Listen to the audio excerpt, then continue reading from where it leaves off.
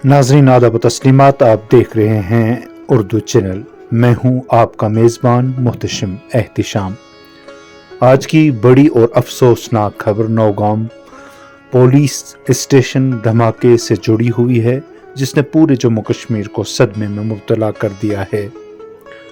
नाज़रीन, आज police control room Srinagar में एक ख़ास ताज़ियती तकरीब का इनेकाद किया गया, जहां नौगाम धमाके में शहीद होने वाले अहलकारों और दीगर अफराद को खराजे अकीदत पेश किया गया।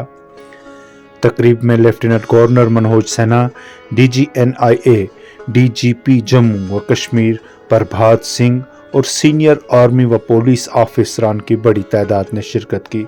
सभी आला हुकाम ने शहदा के ताबूतों पर फूल निछावर किए और उनके अहले खाना से दिली हमदर्दी का इजहार किया।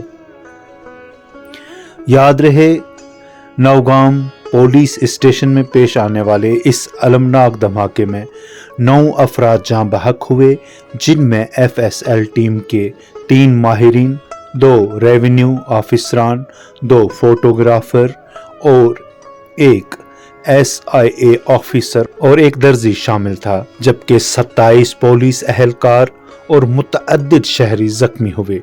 तहकीकात के मुताबिक धमाका उस वक्त हुआ जब एक मुश्तबा पैकेज जो कि चेक किया जा रहा था। DGP के मुताबिक मजीद तफसीलात तफ्तीश के बाद सामने आएंगी और गैर जरूरी कयास आराइयां करने से भी गुरेज की अपील की गई है।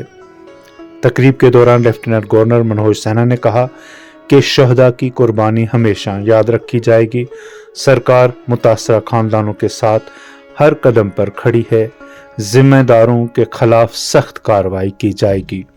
DGNI और DGP प्रभात सिंह ने भी वाक़े के शफाफ और तेज रफ्तार तहकीकात का यकीन दिलाया।